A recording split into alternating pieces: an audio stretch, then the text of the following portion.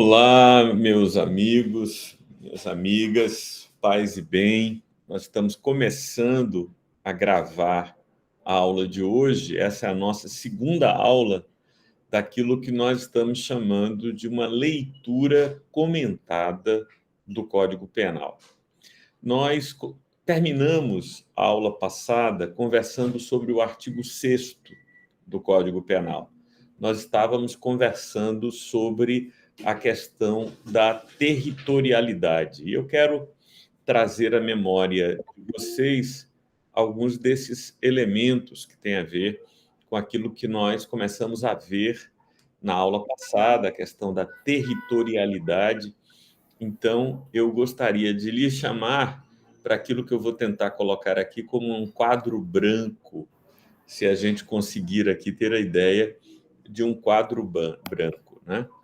Então, seja bem-vindo, Arthur. Prazer tê-lo aqui conosco. Boa noite, boa noite. Boa noite. Então, a gente está pensando no lugar do crime. O lugar do crime. A gente está pensando também na aplicação da lei penal brasileira. Então, essas são duas questões que nós temos de ter em vista. O lugar do crime, a aplicação da lei penal brasileira, né? Em relação à questão espacial. Ok, eu queria saber se a visualização está boa para vocês aí? Vocês conseguem ver claramente esse quadro que eu estou fazendo aqui? Está aparecendo bem para vocês?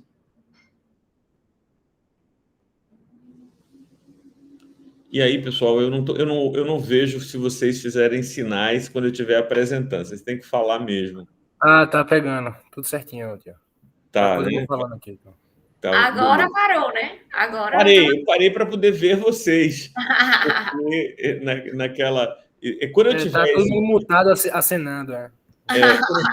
quando eu estiver exibindo o PowerPoint, eu não os vejo. É uma deficiência da tela pequena do meu notebook.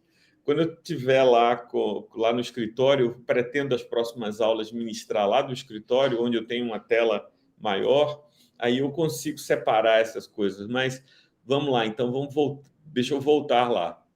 Então, a gente vai ter dois indicativos em relação a essa aplicação da lei penal brasileira, né? O primeiro deles é a questão da territorialidade. A territorialidade. Ora, a territorialidade se dá, por sua vez, de duas formas. Aquilo que a gente poderia chamar de territorialidade propriamente dita. Territorialidade propriamente dita, que é todo o território nacional, e territorialidade por equiparação. Territorialidade por equiparação.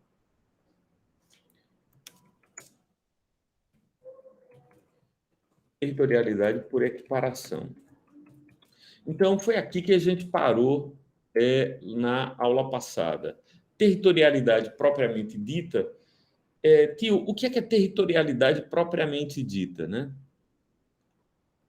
A gente poderia definir essa territorialidade propriamente dita nos seguintes termos: todo o território nacional, incluindo as 12 milhas náuticas de seu entorno, de seu litoral. Então, isso é territorialidade propriamente dita, todo o território nacional e incluindo as 12 milhas náuticas do seu litoral. Tio, o que seria territorialidade por equiparação, né? O que seria territorialidade por equiparação? O princípio que determina a aplicação da lei penal brasileira ainda é o princípio da territorialidade. Nós não estamos fora da territorialidade. Territorialidade por equiparação. O que seria isso? Aeronaves e embarcações. Aeronaves e embarcações do governo brasileiro ou a seu serviço, onde quer que se encontrem,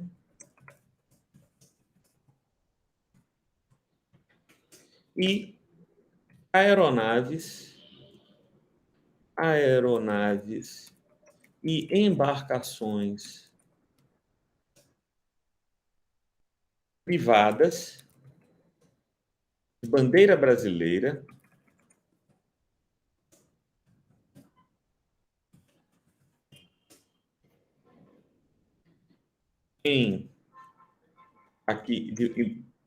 aqui em águas internacionais ou no espaço aéreo correspondente. Bom, isso é extraterritorialidade por equiparação. É territorialidade por equiparação. A gente está dentro da territorialidade. A territorialidade propriamente dita é todo o território nacional, incluindo as 12 milhas náuticas do seu litoral. Territorialidade por equiparação, ou seja, equipara-se a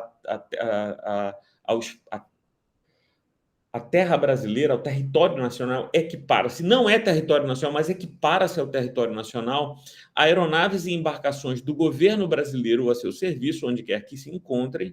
Então, se a aeronave está a serviço do governo brasileiro, mesmo no porto de Lisboa, Portugal, ainda assim é territorialidade por equiparação.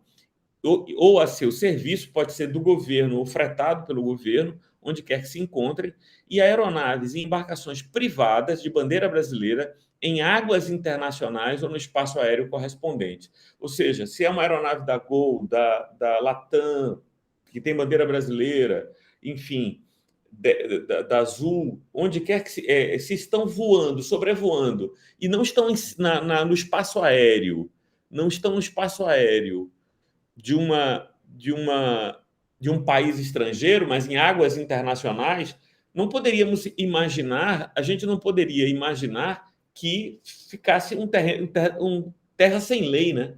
Ali seria terra de ninguém, ou seja, não haveria lei a aplicar, aplica-se a lei penal brasileira.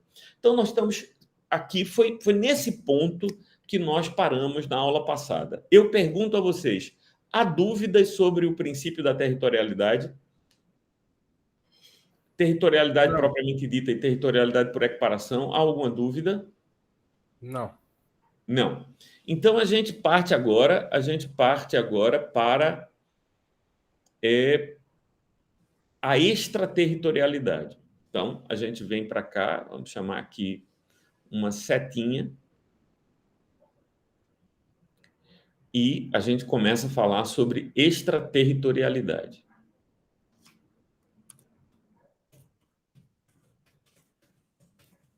Extraterritorialidade. Ou seja, aqui, nitidamente, o crime vai acontecer fora do território nacional.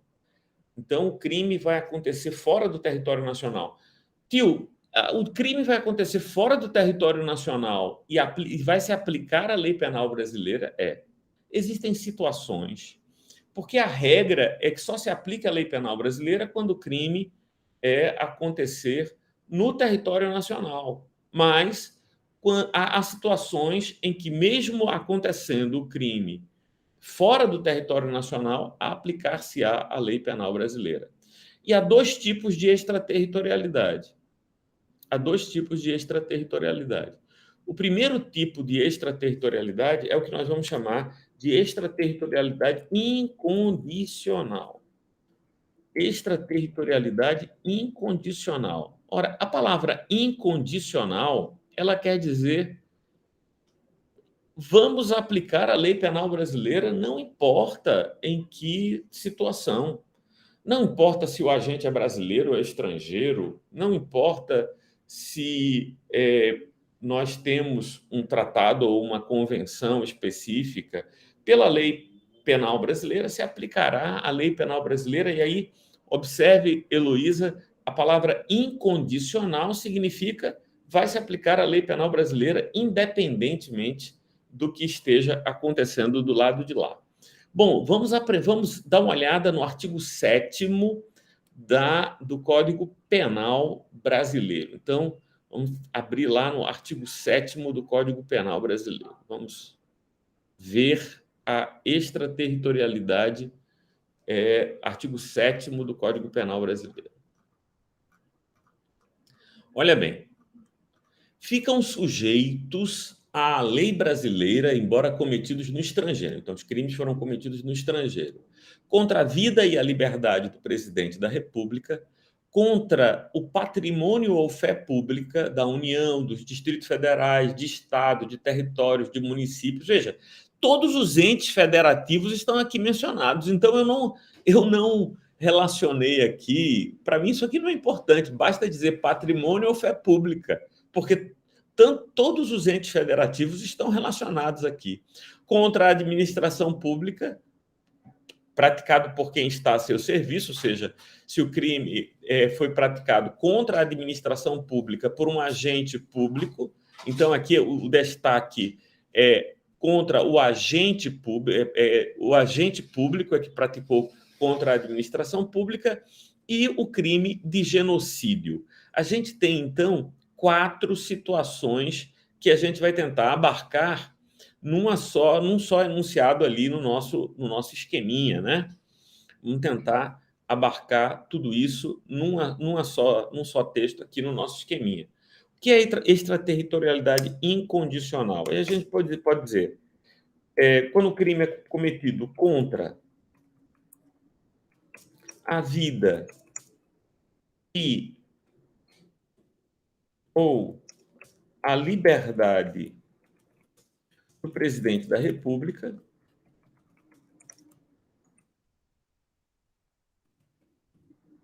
contra o patrimônio público. Bom, pessoal. Olá, tudo bem, Renato? Seja bem-vindo, mano. Contra a administração pública, né? Contra a administração pública. E aí eu não vou colocar nada, União, porque já está englobado tudo lá. Contra a administração pública.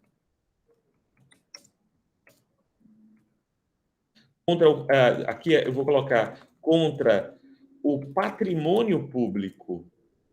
Vamos fazer a diferença. Esse é o segundo item lá. O patrimônio público, o patrimônio e a fé pública, contra o patrimônio e a fé pública, a gente já viu, de qualquer ente federativo. De qualquer ente federativo. Lembra que ente federativo é União, Distrito Federal, Estado, município, tá? Tudo isso. Contra o patrimônio ou a fé pública, vou colocar ou aqui, né? Ou a fé pública de qualquer ente federativo, ponto e vírgula, contra a administração pública.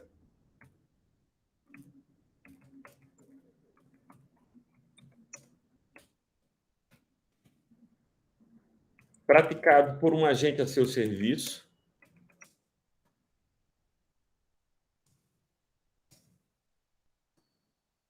Aí afasta a aplicação se for contra a administração pública por um agente que não esteja a serviço do governo brasileiro, né? Então, afastou essa possibilidade aqui. Então, é isso que a gente tem que ficar ligado. E a última hipótese é o crime de genocídio. E o crime de genocídio. O detalhe do crime de genocídio, como a gente viu lá, né? Quando a gente for brasileiro ou domiciliado no Brasil. Então, a gente vai registrar isso lá, né? Genocídio por brasileiro ou domiciliado no Brasil. Muito bem, cara, muito bem. Montamos um esqueminha que vai ajudar a gente a pensar tudo isso. Vamos ver se eu consigo salvar tudo aqui e subir o esqueminha. Olha aí, estamos utilizando o velho PowerPoint. Não sei se vocês sabem, mas eu sou daqueles professores velhos que só sabem dar aula escrevendo, cara. Sou daqueles professores velhos que... E não sei se vocês viram no meu Instagram o vexame que eu passei sentado no chão lá, escrevendo até o pé do quadro e tal, porque eu gosto que os esquemas... E eu fico com a impressão, viu, Arthur?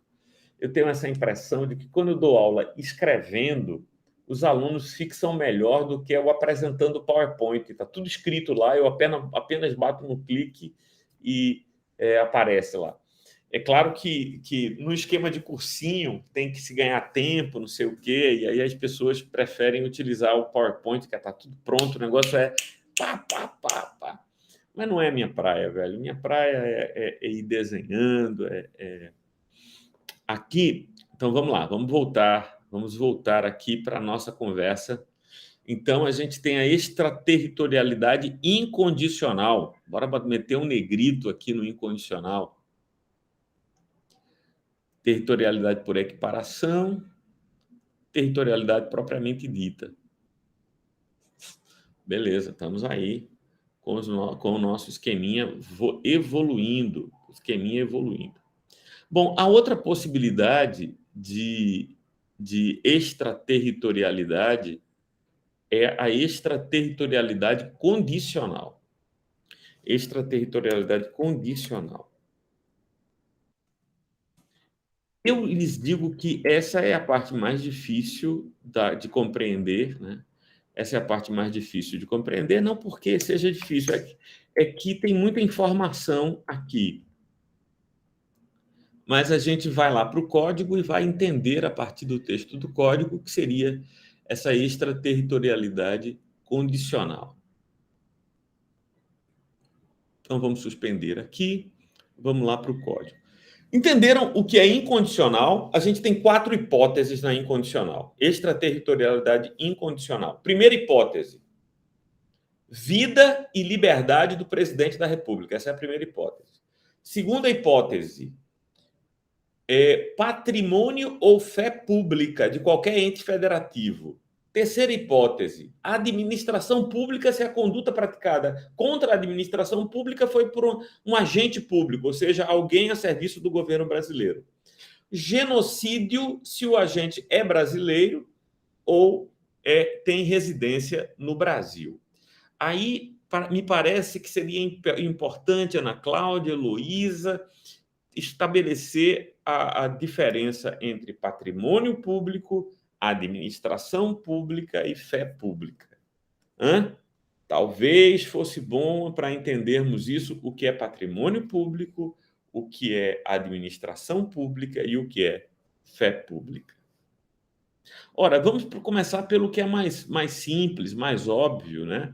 Fé pública é aquilo que dá garantias de validade a um determinado documento. Então, por exemplo, o brasão brasileiro colocado num passaporte. Quando você vê o brasão da República Federativa do Brasil, você está diante de um documento que tem fé pública. Ou seja, se você tem a falsificação de um documento, houve uma violação da fé pública. Falsificou-se um documento que deveriam as pessoas que vissem esse documento acreditar que esse documento é brasileiro e tem o respaldo do governo brasileiro. Então, você tem um crime praticado contra a fé pública. Agora, o que é patrimônio público? Ora, a gente sabe o que é patrimônio, são os bens, né? Os bens materiais e imateriais que pertencem aos entes federativos. Então, é possível que um Estado tenha um poço de petróleo em algum lugar do país ou tenha um investimento em algum lugar no estrangeiro, digamos, né? Então, aquilo é patrimônio de um ente federativo, pode ser patrimônio da União. Vocês lembram que no governo de Lula, Dilma era ministra e houve toda uma discussão pela compra de uma refinaria lá em Pasadena, né? uma refinaria fora. Então, aquilo seria patrimônio público, entende? Pertencente à União, nesse caso. Então, patrimônio público é propriedade. São bens materiais ou imateriais que pertencem à riqueza brasileira, ao patrimônio brasileiro. Fé pública é a confiança no Brasil. E a administração pública. Ora, quando a gente pensa em administração pública, a gente não está pensando propriamente em patrimônio público. A gente está pensando em um serviço público prestado pelo governo brasileiro. Por exemplo, é possível que um consulado funcione numa casa alugada em algum país. Mas o consulado é a administração pública, muito embora a casa não seja patrimônio público. Então, eu visitei em alguns lugares do mundo oficinas, escritórios do Ministério da Cultura brasileiro, que alugam, estabelecem escritórios. Aquilo é a administração pública. E se o crime foi praticado por um agente, foi praticado contra a administração pública, por um agente a seu serviço, então aqui eu estou numa hipótese de aplicação da lei penal brasileira de modo incondicionado. E aí chega-se à última pergunta, né? Martô, o que é genocídio? Tio, o que é genocídio? Ora, genocídio é um crime contra a vida, a cultura e a liberdade de um povo. Né? Genocídio geralmente está pensando num crime contra a vida, mas de uma etnia, de um povo. Né? Não apenas de uma pessoa ou de uma coletividade de indivíduos que moram na mesma rua, né? Mas tem que ter aí uma identidade cultural. O crime é praticado contra um grupo de indivíduos com uma identidade cultural própria. É por isso que fala-se do genocídio do povo Yanomami. Então, você tem uma identidade cultural própria, tem uma ação contra esse povo, e aí um crime contra a vida. Agora, se o genocídio se deu, claro, para falarmos de extraterritorialidade, o genocídio tem que ter acontecido fora do Brasil, não é o caso do povo Yanomami. Então, o crime aconteceu fora do Brasil, mas quem perpetrou o genocídio, o indivíduo que praticou esse crime terrível contra uma cultura, contra uma identidade nacional, é um brasileiro ou indivíduo que, sendo estrangeiro, seja residente no Brasil. Temos, então, as 4 hipóteses de extraterritorialidade incondicionada. E o que é que significa? Aplica-se a lei penal brasileira independente de quaisquer condições específicas. PRIO é isso e acabou. Renato, tens alguma coisa a acrescentar sobre essa questão da extraterritorialidade incondicional? Não. Tudo certo. Beleza. Então, vamos ao artigo 7º e ver aqui os detalhes da extraterritorialidade condicional, né? Que, como eu disse a vocês, me parece o elemento mais problemático. Vamos lá. Muito bem. Inciso 2º. Veja, o inciso 1º são as hipóteses de extraterritorialidade condicional. Inciso 2º, as hipóteses de extraterritorialidade condicional. Quais são os crimes que, mesmo acontecendo fora do Brasil, aplicar-se-ia a lei penal brasileira? Aqueles que, por tratado e convenção, o Brasil se obrigou a reprimir. Então, vamos anotar aqui aqueles que, por tratado e convenção, o Brasil se obrigou a reprimir. Por exemplo, tráfico de drogas. Onde quer que aconteça o tráfico de drogas, o Brasil está interessado, vai se envolver. Então, se as condições para que, mesmo o tráfico de drogas tendo acontecido lá fora, a violação dos direitos humanos tendo acontecido lá fora, e as condições que a gente vai comentar daqui a pouco se derem, o Brasil aplicar-se-á a lei penal brasileira. Inciso, a linha B, praticados por brasileiros. Se o crime foi praticado por brasileiro, mesmo que o crime tenha acontecido fora do país, se derem aquelas condições que eu vou analisar daqui a pouco com vocês, a gente vai aplicar a lei penal brasileira. A linha C, praticados em aeronaves e embarcações brasileiras mercantes ou de propriedade privada, quando em território estrangeiro, e aí não sejam julgados.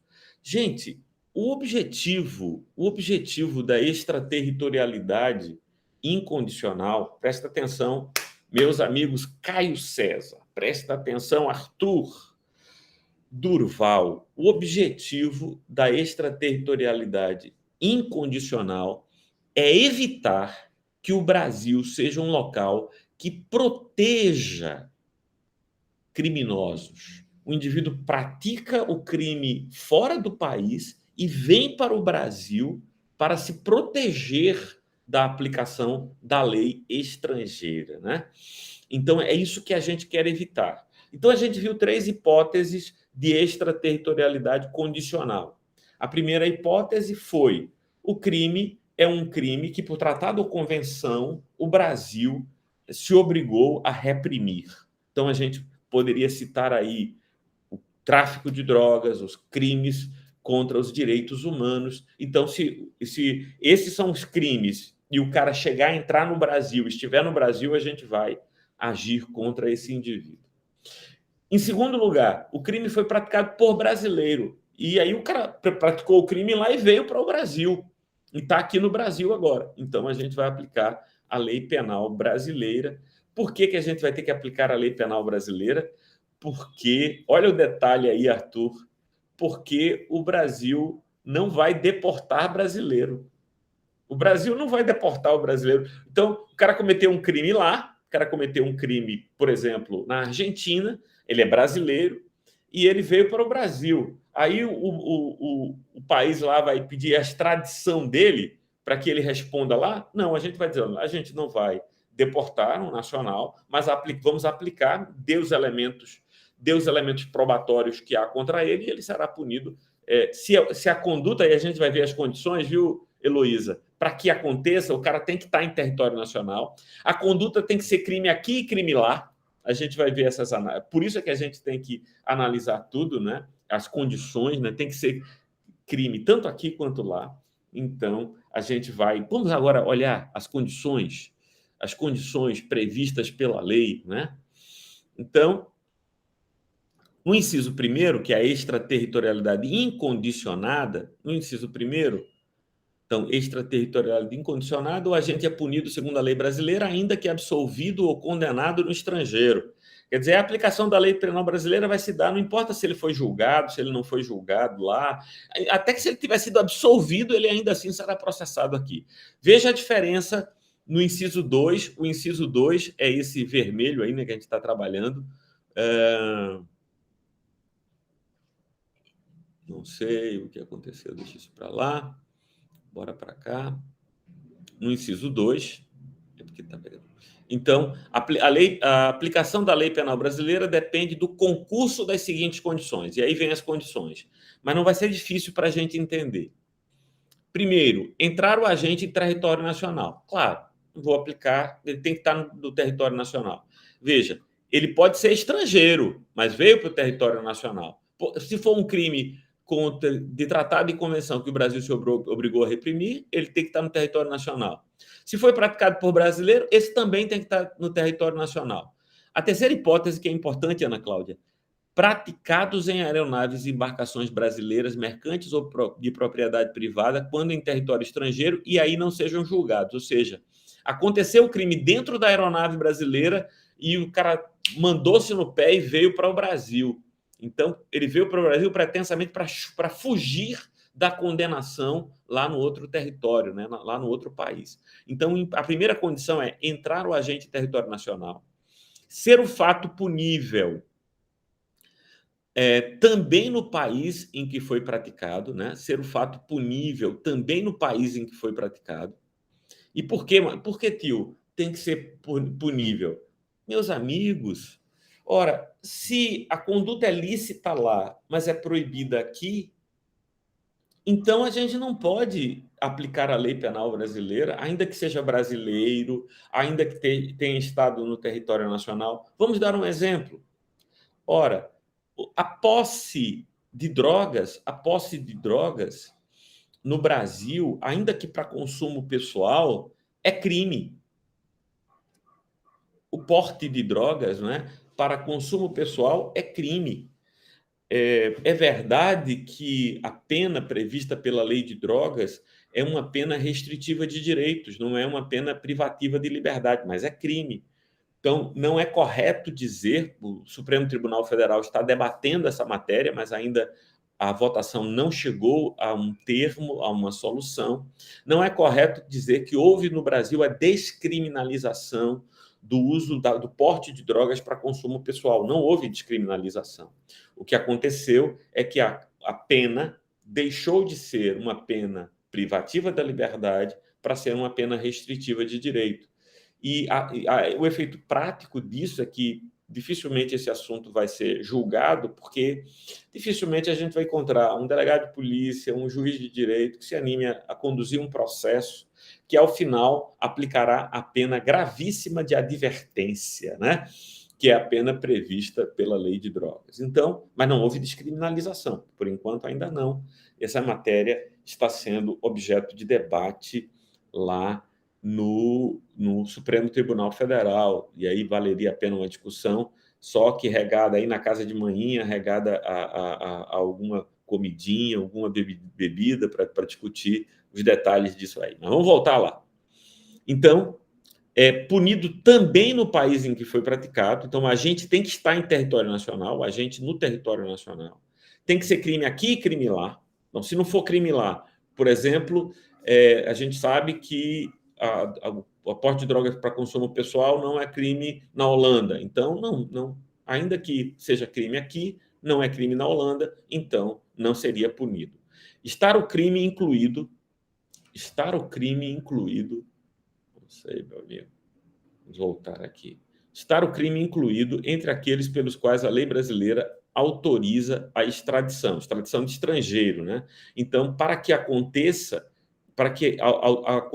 teria que ser punido com reclusão. Então, teríamos a hipótese aí de uma punição com reclusão. Se fosse detenção, não seria possível. Não ter sido agente absolvido no estrangeiro ou não ter aí cumprindo pena. Perceba a diferença aqui. Na extraterritorialidade incondicional, independe se ele foi absolvido ou cumpriu pena lá. No condicional, se ele tiver sido absolvido no estrangeiro ou tiver cumprido pena lá, não vai se aplicar a lei penal brasileira. E a última condição, não ter sido agente perdoado no estrangeiro ou, por outro motivo, não está extinta a punibilidade segundo a lei mais favorável. Aqui, Heloísa, aparece as causas extintivas da punibilidade que estão previstas no artigo 107 do Código Penal. Ora, existem inúmeras causas extintivas da punibilidade. Eu posso relacionar pelo menos umas 5 de memória, assim, a morte do agente, a abolício criminis, né?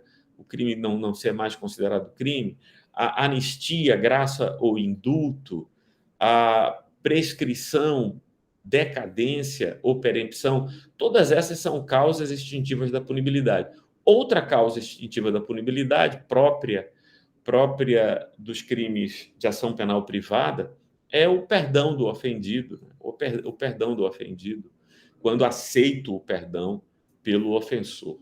Então, essas são hipóteses de extinção da punibilidade. Veja, se o cara cumpriu a pena, se o cara foi absolvido ou foi extinta a punibilidade lá, então, ainda que ele esteja em território nacional, ele não será punido aqui. Não será punido aqui. Então, vamos tentar juntar quais são as condições estabelecidas para que o indivíduo a gente tenha a extraterritorialidade condicional. A extraterritorialidade condicional. Primeiro elemento, Arthur, o cara tem que estar em território brasileiro. O agente tem que estar em território brasileiro.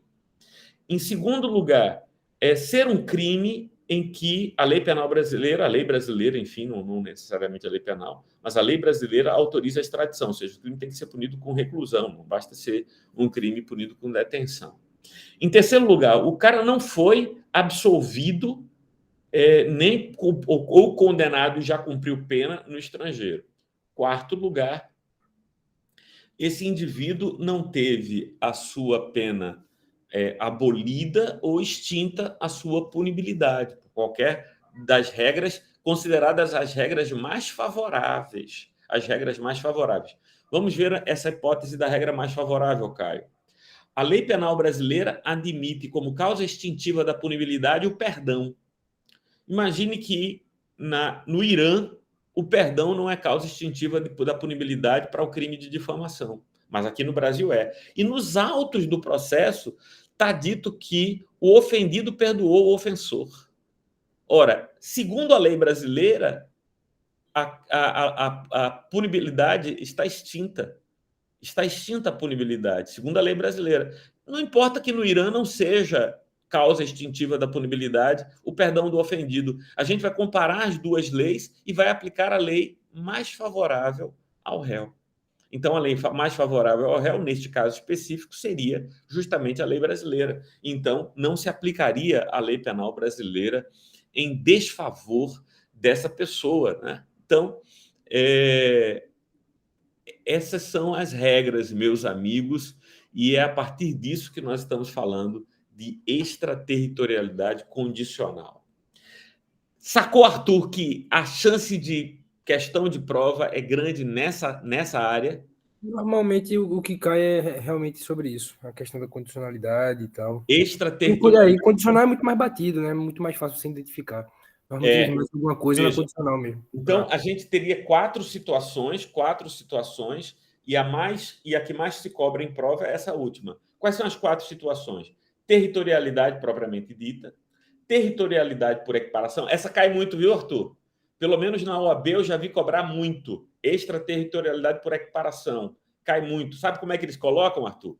Eles colocam assim: ora, uma aeronave do governo argentino pousada no aeroporto de Santos e tal, o crime aconteceu dentro da aeronave, no aeroporto de Santos. Aí você pensa, bom, se é território nacional, então aplica-se a lei penal brasileira. Ora, aí eu falei sobre isso na aula passada. É uma questão de reciprocidade. Se nós não aplicamos, não admitimos que não seja aplicada a lei penal brasileira em aeronaves e embarcações do governo brasileiro, onde quer que se encontrem, então também a gente deve entender que não se aplicará a lei penal brasileira em aeronaves e embarcações. Se o crime acontecer em aeronaves e embarcações estrangeiras ou do governo estrangeiro ou a serviço do governo estrangeiro. Então, essa territorialidade por equiparação também é muito cobrada em prova. Aí depois a gente tem a terceira hipótese, que é a extraterritorialidade incondicional. Essa também não cai muito, mas a gente tem que saber tudo. A gente não tem que saber só o que cai, tem que saber tudo, porque o que cair a gente mata. Então, extraterritorialidade incondicional, vida e liberdade do presidente da República, patrimônio está fora. Já vi 2 vezes cobrarem isso, hein, Renato? Em provas da OAB, patrimônio do presidente da República está fora, é vida e liberdade. Contra o patrimônio da União, dos estados, dos municípios, do Distrito Federal, então patrimônio e fé pública, contra a administração pública, se o crime foi praticado por um agente a seu serviço, e o crime de genocídio, né?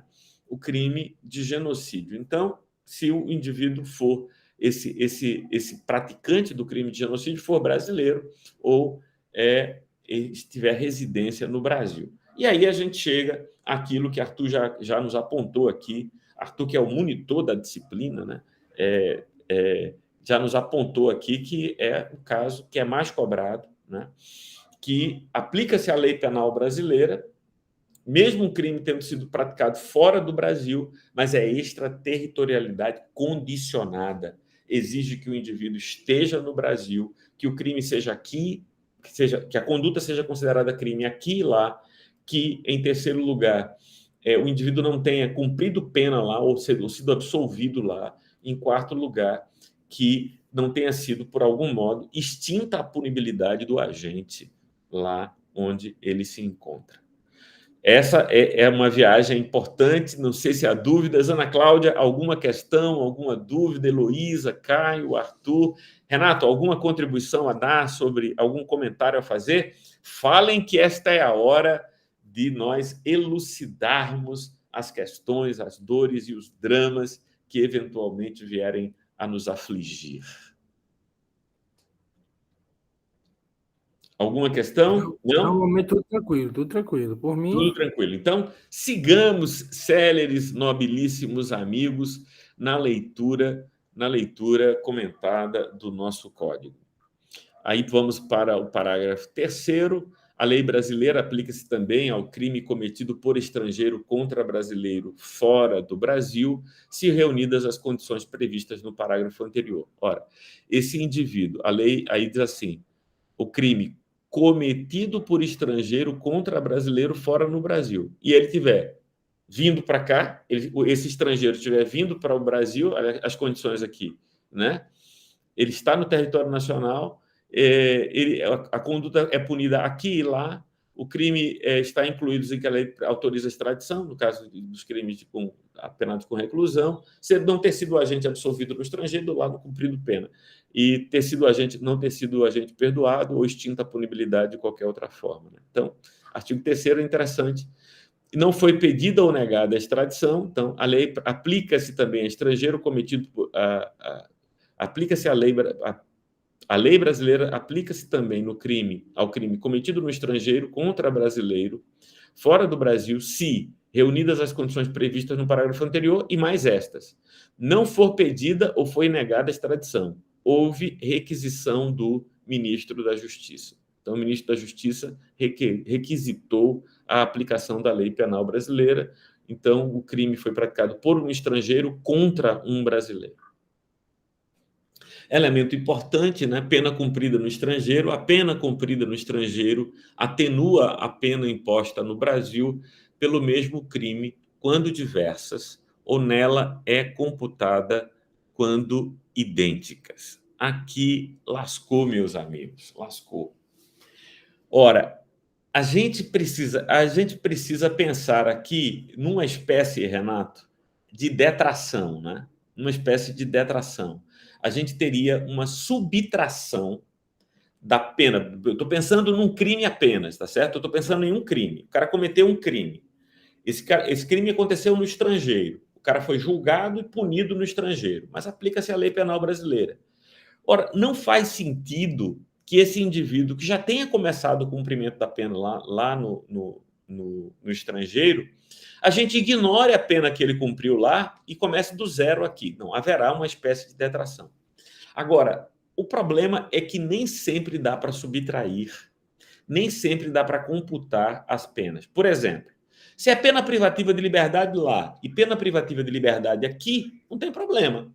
O cara cumpriu 2 anos lá e aqui foi condenado a 5 anos, aí dá para fazer, dá para computar. Eu subtraio 2 de 5, ele tem que cumprir 3 aqui, é o que falta. Agora, nem sempre dá para fazer essa subtração. Quando é que não dá para fazer essa subtração? Quando o cara foi condenado aqui a uma pena privativa de liberdade, lá ele tinha pena restritiva de direito. Então, aí, ou, por exemplo, lá ele recebeu pena de multa, aqui é pena privativa de liberdade. Como é que eu vou fazer isso? Então, o que vai se fazer é uma atenuação da pena. Então, atenua-se a pena. Então, a pena será reduzida. O quanto da redução da pena vai ser decisão judicial.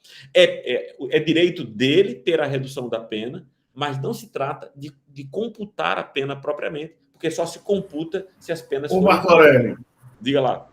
Mas se a pena de multa ou restritiva de direito for em substituição à pena privativa de liberdade, cabe sim a diminuição. Ela só não caberá quando ela é somente multa. Isso. A multa, né, como pena principal. Mas se é uma pena em substituição, não tem nenhum problema. Porque também acontece, às vezes, né, Renato, do tipo penal prevê a pena privativa de liberdade e multa. Às vezes, o crime prevê a pena privativa de liberdade ou multa. E aí, aplicou-se a pena exclusivamente de multa. E aí não há uma substituição, né? O que o Renato está lembrando é que o artigo 44 do Código Penal prevê a substituição de pena privativa de liberdade por pena restritiva de direito. Então, veja, nesse caso eu tenho uma pena restritiva de direito, mas essa pena restritiva de direito ela está associada a uma pena privativa de liberdade, porque ela a substituiu. Então, se o cara cumpriu a pena restritiva de direito, é como ele se tivesse cumprido a pena privativa de liberdade, porque essa existe, a pena restritiva de direito, em substituição à pena privativa de liberdade. Então, como há uma relação, né? É preciso lembrar aqui as minhas amigas Ana Cláudia e Heloísa, que não são criminalistas assim da veia, porque Caio e Arthur são criminalistas. Caio e Arthur são são criminalistas, são indivíduos da área, né? Que essa possibilidade a gente vai estudar com clareza, com vagar, isso é um tema importantíssimo. As condutas do Código, em geral, são punidas com pena privativa de liberdade, mas a reforma da parte geral do Código trouxe essa possibilidade da substituição, e a gente vai estudar substituir penas, né, até 4 anos, privativas de liberdade, por penas restritivas de direito. Então, vamos lá. Então, vamos à leitura do Código, Daqui a pouco eu vou fazer uma pausa. Renato, você vai encarar aí a classificação dos crimes ou não? Pode ser. Vai, daqui a pouco, então, eu vou fazer uma pausa e a gente vai para a classificação dos crimes. Então, aí a gente já viu, né? Pena cumprida no estrangeiro atenua a pena imposta no Brasil pelo mesmo crime, quando diversas, ou nela é computada quando idênticas. Eficácia de sentença estrangeira. A sentença estrangeira, quando a aplicação da lei brasileira produz na espécie as mesmas consequências, pode ser homologada no Brasil. Né? Essa homologação acontece, a homologação de sentença estrangeira acontece pelo Supremo Tribunal Federal, então, por requisição do Ministério das Relações Internacionais, né? Das Relações Estrangeiras, do Itamaraty. Então, a sentença estrangeira, quando a aplicação da lei brasileira produz em espécie as mesmas consequências, pode ser homologada no Brasil para, em primeiro lugar, obrigar o condenado à reparação do dano e restituição de outros efeitos civis, sujeitá-lo à medida de segurança. Parágrafo único. A homologação depende, para os efeitos previstos no inciso 1º, de pedido da parte interessada, então a petição da parte interessada, no caso o governo estrangeiro, que a pena seja homologada para produzir efeitos no Brasil, para os outros efeitos da existência de tratado de extradição com os países de cuja autoridade judiciária emanou a sentença, ou na falta de tratado de requisição do ministro da Justiça. Contagem de prazo. O dia do começo inclui-se no cômputo do prazo. Contam-se os dias ou os meses ou os anos pelo calendário comum. Então, está se falando da contagem dos prazos de matéria penal, não é como a lei processual penal, que o prazo começa a contar no dia seguinte à intimação. Aqui, o dia do começo inclui-se, ainda que seja 15 minutos, hein, Renato? 15 minutos, o cara está lá, ainda é o dia 3, aquele dia entra lá. Aí, frações não computáveis da pena. Desprezam-se nas penas privativas de liberdade e nas restritivas de direito as frações de dia. Então, fração de dia você não, na hora que você vai calcular 1/6, não vai entrar. O cara não vai ter 2 horas. O cara não vai ser, ninguém vai ser condenado a 3 horas de prisão, 6 meses e 3 horas de prisão. E na pena de multa, as frações em cruzeiro. Lê-se reais aqui, né? Centavos não vão entrar lá na multa. Legislação especial. As regras gerais deste Código aplicam-se aos fatos incriminados por lei especial, se esta não dispuser de modo diverso, né? Então, o Código Penal brasileiro é lei geral. O Código Penal brasileiro é lei geral, mas admite-se, então, a previsão de crimes, né, por lei especial. Então, é a legislação penal extravagante, né, que estabelecem tipos penais, e aí a gente pode estabelecer como legislação penal extravagante, determinando, influenciando o cômputo de penas e tal, né, crime organizado, né, lei de drogas, tudo isso é legislação penal extravagante, criando tipos penais e estabelecendo penas não previstas diretamente pelo Código Penal. Bem, daqui a pouco, na continuidade da nossa leitura, a gente vai entrar numa parte mais emocionante aqui, que é a do crime, né? A partir do artigo 3º, 13º, artigo 13, a gente vai fazer a leitura comentada do Código a partir do artigo 13, e aí vai entrar propriamente na teoria do crime e tal, vai ser uma parte mais interessante também, desafiadora. Eu estou aí na expectativa de que vocês estão acompanhando a aula, estão fazendo as anotações, e É claro que eu mandarei para vocês esse esquema que eu preparei aqui e que eu vou tentar fazer acompanhando aí a exposição que Renato vai fazer sobre classificação de crimes. Eu vou tentar também seguir aqui as anotações para poder disponibilizar para vocês oportunamente. Renato, é contigo, velho. Bom, puxa um pouquinho para cá. Primeira coisa que eu queria falar em relação à classificação de crimes é que não levemos em consideração exemplos para classificar, mas sim o tipo penal. Primeira coisa, Arthur Duval, monitor da disciplina. Para você, o que é o tipo penal? O que é um tipo penal ou o tipo penal? A expressão tipo penal significa o quê para você? Rapaz, para mim é como se fosse o tipo. O que me vem à cabeça é a letra de lei, a lei em si, o tipo, algo que tipifica aquela ação, aquela conduta, algo que descreve. Não sei. A gente poderia dizer que é a descrição da conduta proibida, né? É uma opção do legislador, né? Os tipos penais representam a descrição da conduta proibida. Então, é esse o nosso referencial. Nunca pense num exemplo tal, num roubo, num sequestro, não. Lembrem do tipo penal, tá certo? A gente vai fazer algumas classificações aqui e sempre esse universo, ele é muito grande, a gente sempre vai ser deficiente em relação a isso, não dá para abarcar tudo, mas espero ver aqui as principais. A primeira classificação é comum, próprio e de mão própria. Veja só, antes dessa classificação, eu queria dizer o seguinte: a expressão próprio no direito, ela tem um sentido muito interessante. A expressão próprio vem do italiano, que significa exatamente.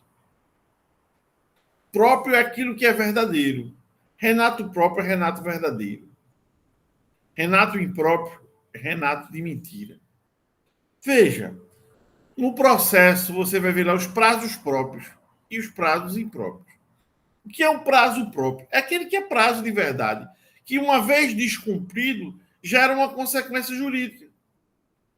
Os prazos impróprios, os prazos para o magistrado tem 10 dias para sentenciar. Se ele não sentenciar, não existe nenhuma consequência jurídica.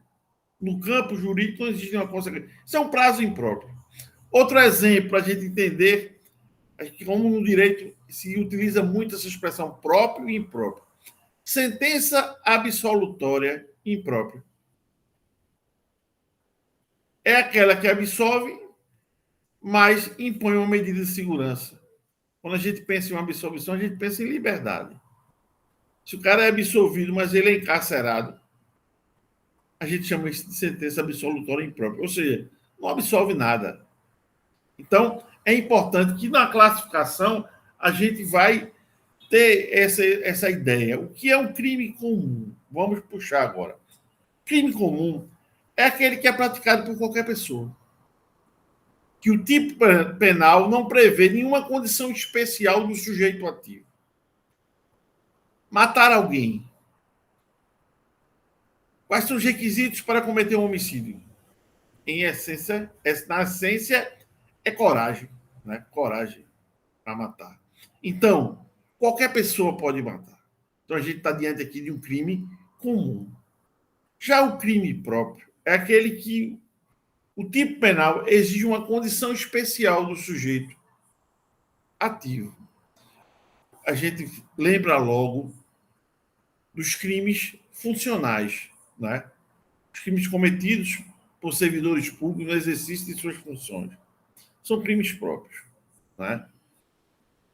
É importante lembrar aqui já, a gente fazer... Eu gosto muito de fazer incursões, mesmo que o andamento seja prejudicado, mas vou dar um exemplo. O crime de corrupção passiva é um crime comum ou crime próprio?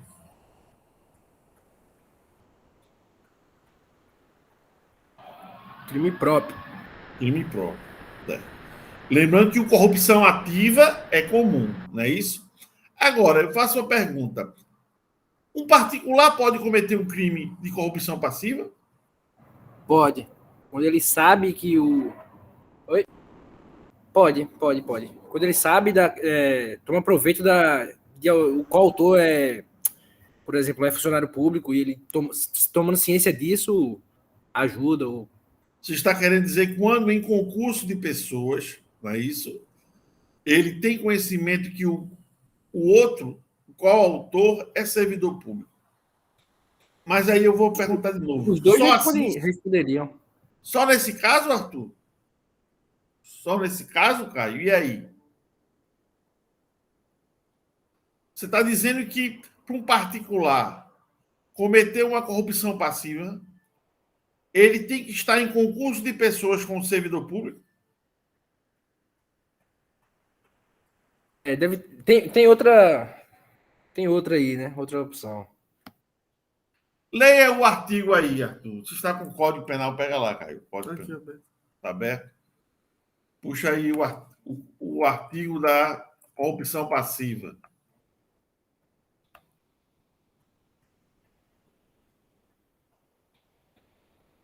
Então, melhor ele ler. Né?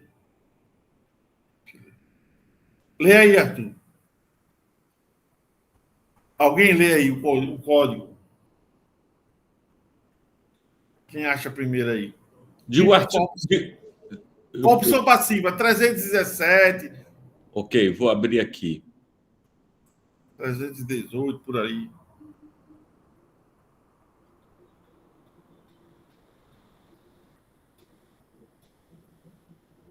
É 317. Lê aí, Lu, lê, Lu. Solicitar ou receber para si ou para outrem, direta ou indiretamente, ainda que fora da função ou antes de assumi-la, mas em razão... Opa, como é, Lu? Repete aí. Ou antes de assumi-la, é? Isso. Mas antes... Mas tem o em razão dela, né? Tem a questão em razão dela também. Sim, mas o em razão dela, Arthur Duval, não torna o cidadão servidor público, não. Vou dar um exemplo. O cidadão passa no concurso para delegado de polícia. Ele já vai na boca de fumo e diz, ó, estou assumindo para o mês. Vamos acertar logo aqui a mesada. Isso é corrupção. E não temos aí servidor público nenhum. Perceberam aí a pegadinha? No crime de concussão é a mesma ideia. Antes de assumir a função, mas em razão dela. O cara é eleito e aí diz, ó, me estressei muito aí, eu quero viajar para a Europa. Quando eu assumir, as obras serão todas para a sua empresa. Ele não é servidor público, não. Mas ele já se corrompeu e cometeu um crime funcional. Veja como, né, o direito é cheio de pegadinha, né? Isso numa prova derruba muita gente. Porque todo mundo, e eu já assisti várias aulas, só falam nessa questão do concurso de pessoas quando o particular está em concurso de pessoas com servidor, sabe da natureza de servidor público do agente, do coautor, mas esquece que o Código Penal fala em antes de assumir, mas em razão da função. Então, existe sim essa possibilidade de um particular cometer um crime próprio sozinho. Está claro aí para vocês? Letra da lei. O outro tipo é o crime de mão própria. Qual é a peculiaridade? É que ele precisa ser exercido pelaquela pessoa pessoalmente, individualmente. É o exemplo mais conhecido, é o falso testemunho. Ninguém pode chegar e mandar uma outra pessoa cometer esse falso testemunho. Tem gente que fala em deserdação também. E diz que não admite coautoria também, crimes de mão própria. Coautoria você sozinho. Tá certo? Uma outra classificação também é aquele que a gente até falou na aula passada, né? Os crimes simples e crimes complexos. Os crimes simples são aqueles que ofendem apenas o bem jurídico. que é o exemplo do furto. E o crime complexo é aquele que ofende mais de um bem jurídico, é o exemplo do roubo. Lembra quando a gente falou do crime de bagatela, que não se aplica, né, o princípio da insignificância no crime de roubo, tá certo? Temos também os crimes materiais, formais e de mera conduta. Nos crimes materiais, a consumação pressupõe um resultado, né? Você só pode falar naquele crime, na consumação, quando o resultado é obtido. Matar alguém é um crime material. O homicídio é um crime material. Por quê? Porque ele só se consuma com a morte, né? O crime formal, ele tem resultado, mas ele não precisa acontecer. Por exemplo, o crime de concussão. Eu acho que hoje a gente se vê menos, mas antigamente falava-se lá no Jornal Nacional. O cara foi preso por tentativa de corrupção. Como é que é tentativa de corrupção? Não existe. É um crime formal. Solicitou, exigiu, consumou o crime. O recebimento é o que a gente chama de mero exaurimento. Por isso que eu entendo que o exaurimento não é uma fase do crime, porque ele não ocorre em todos os crimes. Então, o crime formal, ele pode acontecer o resultado, mas ele não se, o crime já se consumou antes. E o crime de mera conduta é aquele crime que não prevê o resultado. O tipo penal não prevê. Imagine, invasão de domicílio. O cara invadiu, não interessa. Ele invadiu, depois saiu porque ele quis invadir. Não interessa. Um outro exemplo de crime de mera conduta é o porte de droga. Para consumo próprio, por exemplo. Você estava com a droga. E é interessante, viu? Só para descontrair, que o ordenamento jurídico brasileiro não prevê a utilização da droga, o uso da droga como um tipo penal. Eu gosto sempre de brigar com isso. Não tem. Se você for lá ver os 17 verbos, não tem o uso.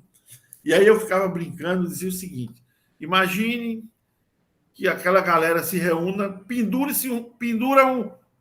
um cigarro de maconha e cada um chegue lá, encosta a boca e dê um trago. A polícia chegou. Não vai levar ninguém. Ninguém está portando droga. Acabou. Não tem a utilização da droga. Embora o nome seja usuário, né, que a gente usa a expressão usuário, mas o usar droga não é crime. Vamos lá para mais uma classificação. Instantâneo, permanente.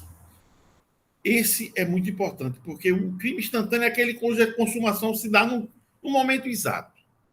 Né? Você pode pontuar. A atira em B, B morre. A gente sabe, a gente estudou na aula passada, que o momento do crime é o momento da ação, ainda que outro seja o momento do resultado. Então, quando foi que A atirou? Atirou de 10 horas da manhã. O cara morreu de meia-noite, mas foi 10 horas. A gente consegue pontuar o momento do crime. O crime permanente, não. É aquele crime cuja consumação se prolonga no tempo. Então, a extorsão mediante sequestro se dá com a privação da liberdade. Se a vítima passou 2 meses no cativeiro, o crime está acontecendo. Por isso que é possível a prisão em flagrante. Eles fazem uma classificação que, para mim, eu acho que é meio complicada, que é esse aqui, ó. Crime permanente de efeito, crime instantâneo de efeitos permanentes. Eles dizem assim, ó, são aqueles cujos efeitos subsistem após a consumação, independente da vontade do agente. Como ocorre no estelionato previdenciário. O que ele quer dizer é aquele que, na verdade, o cara fez o estelionato e ele vai ficar recebendo. Crime é instantâneo. Só que os efeitos vão se dar mês a mês. Né? Eu não gosto muito dessa classificação, mas ela, de vez em quando, cai no concurso. Agora, classificação que eu acho mais interessante e que eu gostava de colocar na prova quando eu era professor de faculdade é o crime unissubjetivo e o crime plurissubjetivo. Crime unissubjetivo, também conhecido como crime de concurso eventual. Veja, o que é um crime unissubjetivo? É aquele que pode ser praticado por um só agente. Se ele vai ou não ser praticado por um só agente, é uma questão de otimização da empreitada criminosa. Eu posso convidar Caio e Arthur para roubar um banco. Eu posso roubar o banco sozinho, mas eu posso, por questão de otimização da empreitada criminosa. Isso não muda a classificação do crime. O roubo é um crime unissubjetivo. Porque para subtrair coisa alheia móvel mediante violência ou grave ameaça, você só precisa de um agente. Por isso que eu disse lá no início, não vamos olhar o exemplo. Mas quem é que vai roubar um banco sozinho? Não, não interessa isso. Isso não interessa para a classificação do crime. Eu achava engraçado dizer, diga o que é um crime plurissubjetivo e dê um exemplo. Aí o aluno botava assim, crime plurissubjetivo é aquele cometido por mais de uma pessoa. Essa definição está correta? Por que não está correta? Aquele que pode ser cometido. Porque a definição é aquele crime que necessariamente tem que ser cometido por mais de um agente. Por isso também conhecido como crime de concurso necessário. É verdade que se você quiser cometer uma extorsão mediante sequestro, dificilmente você vai cometer esse crime sozinho. Mas, repito, isto é uma questão de otimização da empreitada criminosa. A extorsão mediante sequestro é um crime unissubjetivo. Os crimes plurissubjetivos são aqueles crimes que o próprio tipo penal já impõe o concurso de pessoas. Não é uma questão de otimização. Então, roubo, extorsão mediante sequestro são crimes unissubjetivos. Quais são os crimes plurissubjetivos? Associação criminosa, organização criminosa. Isso é um crime. Você não tem como cometer um crime de associação criminosa sozinho. É verdade. Aí a gente entra no crime plurissubjetivo. Ficou clara essa questão do plurissubjetivo? Ficou. Cuidado, muito cuidado, que essa classificação gera alguns problemas. Só para fazer a propaganda aqui do nosso trabalho, olha as anotações aí que eu estou fazendo em tempo real, hein? Olha as anotações aí que eu estou fazendo em tempo real e vamos disponibilizar depois, hein? Muito bom, muito bom, muito bom. O crime também pode ser unissubsistente e plurissubsistente. Uma coisa que eu esqueci de falar. Lembre o seguinte, gente. Toda classificação de crime tem uma regra e uma exceção. Não esqueçam disso. Pensem sempre.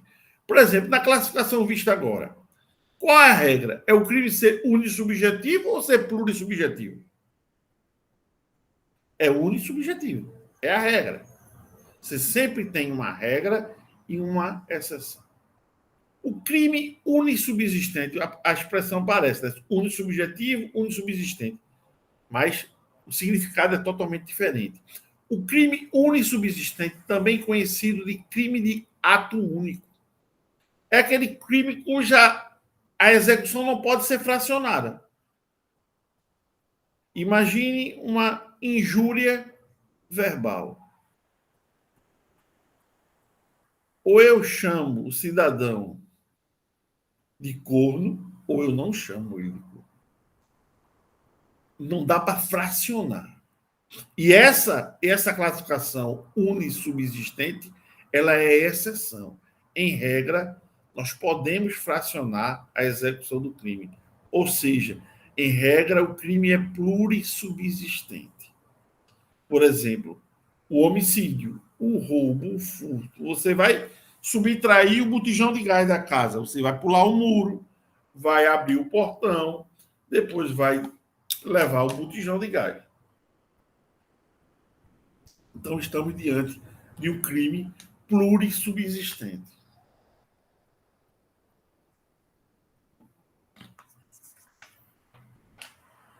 Crime de dano e crime de perigo. Também é uma classificação interessante. Que aquele crime de dano é a regra. Para você consumar o furto, você tem que ter a subtração. E a subtração gera um dano. Então, a regra é que os crimes sejam de dano. O crime de homicídio, para consumar, tem que ter a morte. A morte gera um dano. Agora, existe um tipo penal que chama-se perigo de contágio venéreo.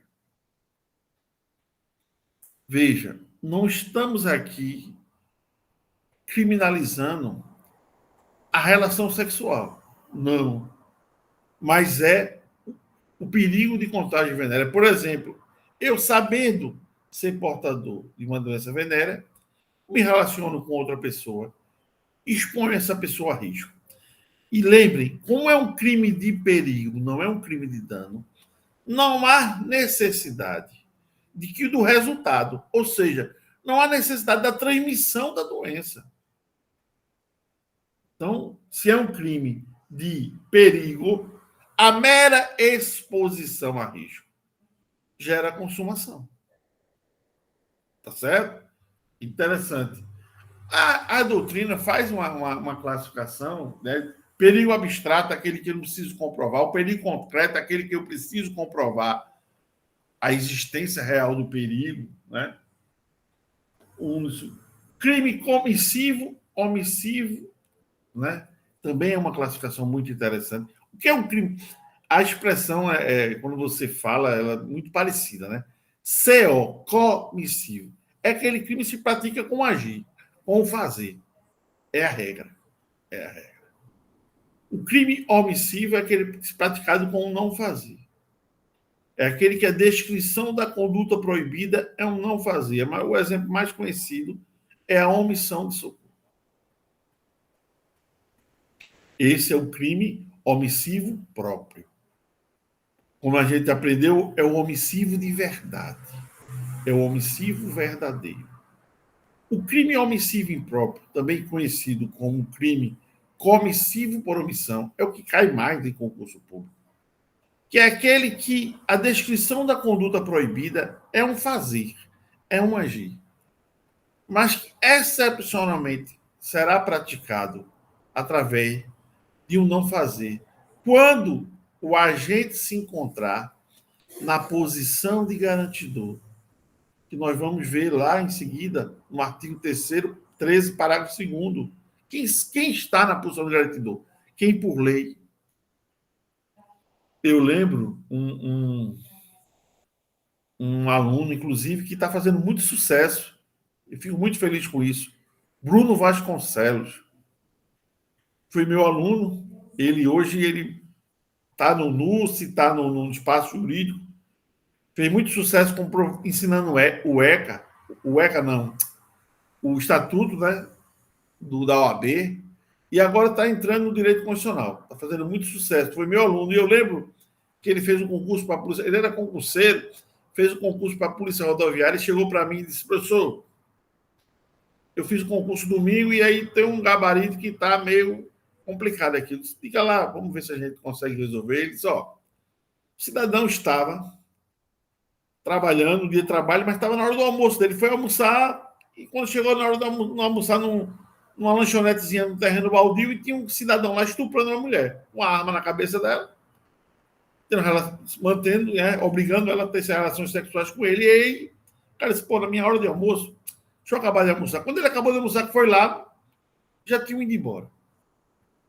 Aí ele disse: pô, eu errei essa questão, o garoto está errado. Aí eu perguntei para ele: tem estupro? Ele disse: tem, o gabarito é estupro. Aí o cara não estuprou, ele disse: estuprou.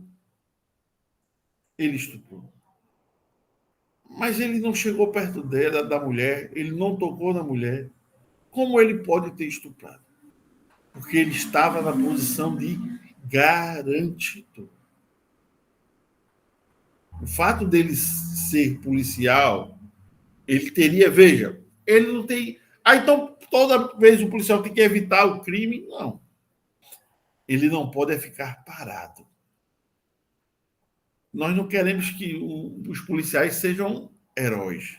Eu gosto sempre do exemplo de o policial para no banco. Quando ele para no banco para entrar, entra um grupo fortemente armado. Ele vai dar voz de prisão a todo mundo. Ele vai morrer, não vai? Ele não precisa dar voz de prisão. O que ele não pode fazer é entrar dentro do carro dele e ir para casa. Isso ele não pode fazer.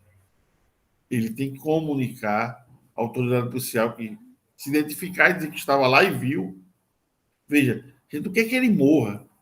Isso seria um suicídio, né? Querer dar voz de prisão a um monte de pessoas. Mas ele não pode ficar sem fazer nada. Da mesma forma que aqui na frente da minha casa tem pouquinho, mas tem uns tubarõezinhos aqui, né?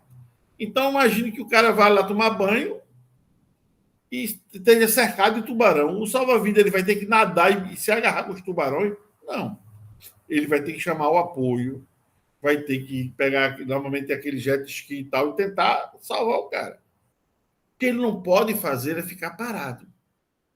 Então, a gente tem que fazer o que pode. Ele não tem a obrigação de evitar. Então, o crime é homicídio impróprio.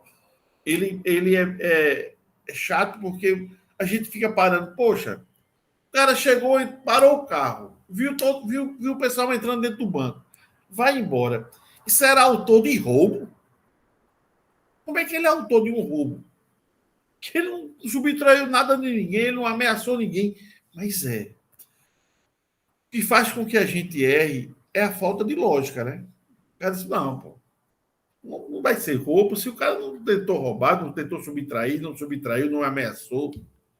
Mas é a verdade. Essa é quando a gente vai falar da desistência voluntária que a gente falou na semana passada. E o cara disse, não, bicho, mas o cara deu um tiro no cidadão para matar.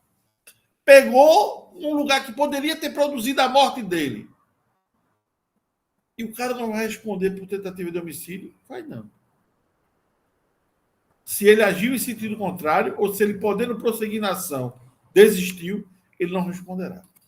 E a dificuldade no exemplo prático é pela falta de lógica. Porque a gente aprendeu. Quem inicia a execução e o crime não se consuma, o crime é tentado. O crime é tentado. Tá certo? Vamos lá. Alguma dúvida nesse crime homicídio impróprio ou comissivo por omissão? Veja a expressão. É um crime cuja definição ele é comissivo. Mas ele excepcionalmente é praticado através de quê? De uma omissão. Então, quem são o garantidor? Quem está, por lei, tem a obrigação, o policial, a mãe, né? Quem está por estar comprometido por um acordo, por uma convenção entre as partes. E veja, esse acordo não precisa ser um acordo formal, não. Eu lembro que minha mãe me dizia assim: filho meu não vai para a praia com ninguém, só comigo. Por que ela dizia isso? Né? Porque a praia é muito perigosa. Muito perigosa. Teve um evento lá onde a gente morava, e que o cidadão levou um bocado de filho e morreu do vizinho. Morreu do vizinho. Ele tinha 300 filhos, mas nenhum deles morreu, só o do vizinho. É difícil para você explicar isso. Então, o que acontece? O cidadão, ele está numa situação, quando ele pega o filho do vizinho e pede para que ele seja levado para a praia, ele é garantidor do filho do vizinho. Quando vou ali na farmácia, tu fica tomando conta do meu filho, se você fica, você é garantidor. A empregada doméstica, a cuidadora, todos, não precisa ter contrato, né? Todo mundo é garantidor. Tá certo? E a terceira situação de garantidor é quando você cria o risco. Se você cria o risco, aí você assume, pela criação do risco, a posição de garantidor. E é interessante lembrar que a posição de garantidor é números clausos, ou seja, é o que está na lei. Você não pode alargar a posição e encontrar outras situações e enquadrar como garantidor, não. Está na lei. Como é uma norma penal incriminadora, né, ela alarga, ela impõe uma punição a interpretação dela deve ser restritiva, certo? Então não cabe a analogia ou alguma coisa desse tipo para alargar a posição de garantidor, não. Eu acho que são esses.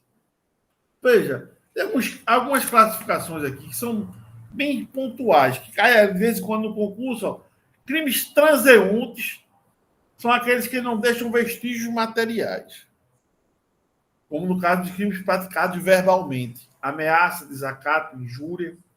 Crimes não transeuntes são aqueles que deixam vestígios materiais, tais como homicídio.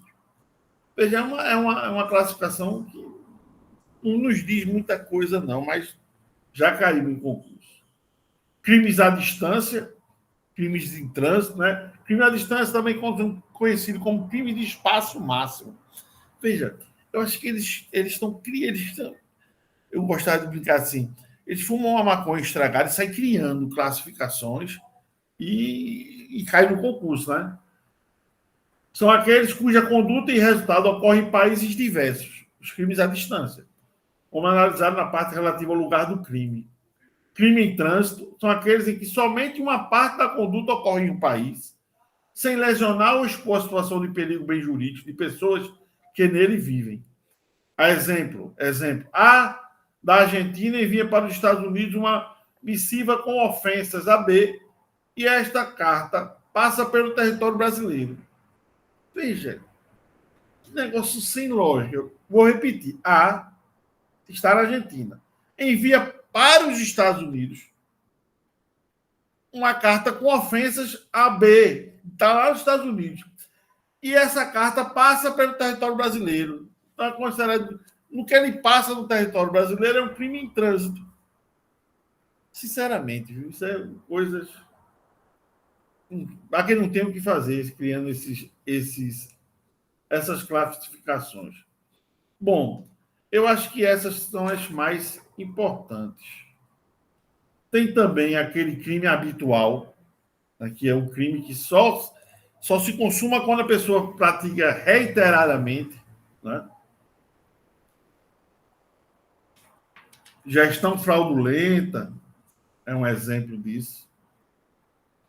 E aí ele bota até crime hediondo como classificação de crime. Não é classificação de crime. Para mim, classificação de crime, gente, é quando você tem um tipo penal e você consegue enquadrar dentro daquele tipo penal uma das duas das classificações. Ou seja, ou ele é isso ou ele é aquilo.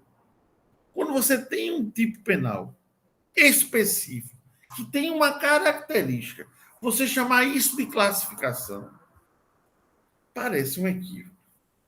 O que você está fazendo aqui é dando o nome a um tipo penal, dizendo que aquele tipo penal tem essa característica. Mas você não tem com aquela característica ou sem aquela característica, não tem um outro nome. Então, eu acho muito complicado essas classificações. Crimes... rapaz, se a gente for falar aqui, a gente vai passar 3 dias. Crimes falimentares, isso é classificação? Crimes aberrantes, crimes de clima, crimes de catálogos. Vamos lá. Eu acho que essas são as principais classificações. Alguém tem uma classificação que queria chamar a atenção, queria debater aí? Não. Acho que foi tudo muito bem explicado. Eu vou passar aqui as classificações que você apresentou, Renato, e eu quero dar a oportunidade das pessoas dizerem, olha, aqui isso eu não entendi direito, e também queria te dar a oportunidade, Renato, de corrigir as anotações que eu fiz para ver se elas definem, porque eu tentei ser sucinto nas anotações, né? Então, queria dar a oportunidade de você ver essas anotações e a gente eventualmente corrigi-las, se for o caso. Estão aparecendo aí, né? Classificações. A primeira, crime comum, qualquer pessoa, próprio, exige características pessoais do agente, de mão própria, só o agente pode praticar, não admite coparticipação. Crime simples, apenas um bem jurídico está envolvido, crime complexo, mais de um bem jurídico.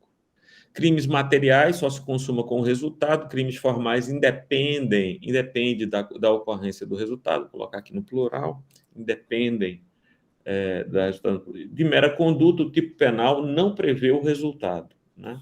De mera conduta, o tipo penal não prevê o resultado. Crime instantâneo ocorre em um só momento, permanente, a execução se prolonga no tempo, continuado, vários acontecimentos criminosos tidos como um só por ficção jurídica. Tu acha que está certo assim, Renato? Dizer Veja, assim? Martorelli, eu não considero o crime continuado uma classificação. Então eu tiro aqui, né? Tire, porque, veja, para ser classificação, eu tenho que dizer assim, o homicídio é um crime continuado ou não? Não. Ele pode ser praticado de forma continuada. O roubo é um crime continuado ou não? Entendi. Entende? Você não tem uma classificação. Já tirei de lá. Classificação você teria que enquadrar ele numa situação ou em outra. Entendi, já tirei de lá. Quinto, crime unissubjetivo ou de concurso eventual, pode ser praticado por um agente ou por mais de um agente, e crime plurissubjetivo ou de concurso necessário, só pode ser cometido com o concurso de mais de uma pessoa. Crime unissubsistente ou crime de ato único, execução não pode ser fracionada. O crime plurissubsistente, execução pode ser fracionada. Crime de dano se consuma pelo prejuízo ao bem jurídico. Crime de perigo se consuma apenas pela colocação em perigo do bem jurídico. E aí a gente vai para outro slide, a oitava classificação. Crime comissivo, praticado agindo. Crime omissivo próprio, praticado deixando de agir. Crime comissivo impróprio ou comissivo por omissão, praticado por alguém que tem a posição de garante e deixa voluntariamente de agir. Tá certo isso aqui, Renato? Você acha que Tá certo. Essa síntese aí tá legal? 9, crimes transeuntes, aqueles que não deixam vestígios materiais, não transeuntes, deixam vestígios materiais. Crime à distância, cuja ação e o resultado ocorrem em países diferentes, e crime em trânsito, cuja ação e o resultado ocorrem em países diferentes e passam por um terceiro país. É isso mesmo? É isso mesmo. Em trânsito, passam por um terceiro país. Crime habitual só se consuma quando a pessoa pratica. Veja, reiteradamente. Eu aí falei, porque estava aqui, eu achei interessante, mas a rigor, para mim, crimes. Não existe uma classificação de crimes em trânsito. Pô. Não existe uma classificação. Não é classificação. Sim. O roubo é um crime em trânsito, o furto, o contrabando é um crime em trânsito. Ele pode acontecer nessa situação, mas não é. Entende? Classificação, para mim, é uma coisa que você tem que enquadrar numa situação ou noutra. Mas vamos lá. Mas é bom que o pessoal entenda. E se cair na prova, ele lembra, né? Estava com o microfone fechado aqui. Então, temos aí a nossa classificação, 10 classificações diferentes anotadas aí, e eu estou mandando para vocês, mando para o grupo, e para todos vão receber, a Ana Cláudia também, que vai receber. Queria, inclusive, registrar a nossa alegria, viu, Ana Cláudia, de tê-la aqui conosco. Todos aqui são sobrinhos e irmãos, mas é um prazer tê-la aqui. Ana Cláudia foi minha aluna na ESA, frequenta a nossa comunidade, na paróquia. Obrigada, né? É um prazer tê-la aqui conosco. Muito bem. Obrigado, Renato, por essas colocações importantes. A minha sugestão, pessoal, é que a gente dê uma olhada em 2 ou 3 questões, agora para a gente finalizar, e a gente vai terminando ali por volta, perto das 11 horas. A gente jamais passará das 11 horas, eu tenho aula amanhã cedinho, na Faculdade de Direito, então estou entrando em sala de aula às 8, então não é nosso objetivo passar desse horário. E a gente continua trabalhando aquelas questões que foram enviadas por Arthur e Caio, e a gente precisa renovar. Eu queria marcar um dia, viu, Renato, para só resolução de questões. Um dia só para a gente trabalhar a resolução de questões. Agora, eu creio, Renato, e aí eu quero ouvir o seu comentário. Eu creio que os 2 assuntos mais difíceis de direito penal, na minha opinião, de ensinar essa parte geral do direito penal, e a gente vai tocar em na próxima semana, que é aquela questão da participação. Especificamente, eu vou colocar aqui, para mim, o que é mais... Para mim, é o que é mais complicado, sabe? Eu creio que aqui, quando a gente vai às concausas ou cocausas, né? A superveniência de causa relativamente independente exclui a imputação quando, por si só, produziu o resultado. Os fatores anteriores, entretanto, imputam-se a quem os praticou. Então, esse conceito de cocausa, né? Superveniente, relativamente independente, para mim, entender quais são as cocausas, a cocausa, né? Então, são duas causas. Houve um concurso de causas para que o resultado se desse. Se elas são... você tem sempre uma causa e tem uma outra causa. Se é antecedente, é concomitante, é superveniente. Essa cocausa superveniente, ela pode ser absolutamente independente, relativamente independente, né? Para mim, esse é um dos assuntos mais difíceis de direito penal. Ele só perde para um segundo assunto, que é o mais difícil de direito penal, na minha opinião, não sei qual é a tua opinião, que é prescrição. Eu concordo com a prescrição. Eu não acho esse com causa muito difícil, não. Agora, prescrição é para torar. A prescrição é uma aula, e olhe lá, só para ela, e muito cheio de detalhes, muito cheio de detalhes. Eu acho assim, que as cocausas, ou concausas, né, chamam de concausas ou cocausas, elas são chatinhas porque ela exige uma certa capacidade de abstração do pensamento, né, do aluno, né? Tem que ser capaz de abstrair algumas questões e imaginar, né? Imaginar situações em que as duas causas concorrem para produzir o resultado. Saber, por exemplo, se a cocausa é absolutamente independente ou relativamente independente me parece fácil. Mas a cocausa relativamente independente, superveniente, concomitante... Na prática, Martorelli, o que interessa mesmo é a relativamente independente e superveniente. É a que gera polêmica. É a que gera polêmica. E quando cai no concurso, cai em situações bem específicas. Você tem visto, Arthur, questões sobre esse incêndio? Eu ia dizer isso agora. É um dos assuntos que eu jogo na mão de Deus aí para ir para a prova. E aí, eu nunca fui surpreendido com a questão sobre essa não, mas realmente, assim, é porque assim, é um assunto que vocês vão explicar e eu vou capturar, vou entender. Mas se você daqui a um mês, e aí, Arthur, fala aí, explica aí. Porra, meu irmão, aí agora já não tá entendendo? É o tipo de assunto que eu não mas consigo isso para sempre. Entendeu? Isso vai ser resolvido. Isso será resolvido. E tal. Isso era antes de Renato explicar. Isso, tá. Isso é verdade. Isso será resolvido. Não é assim, mas não. tem uns assuntozinhos assim que o cara acaba... Não, Até porque também... É porque como a gente não está estudando em concurso específico... Eu sempre digo o seguinte, eu dizia no aluno, eu lembro, eu no corredor da faculdade, o aluno chegou e me abraçou, porque caiu na prova, não sei se foi na OAB, que eu dizia, por exemplo, o seguinte, o cara tá lá, veja, o cara levou um tiro, você deu um tiro no cara, o cara foi para o hospital.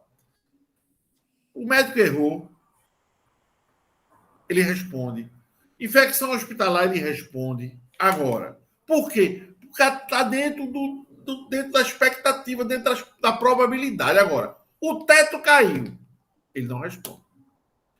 Pegou fogo no bloco cirúrgico, ele não responde. Porque tá fora do curso normal das coisas.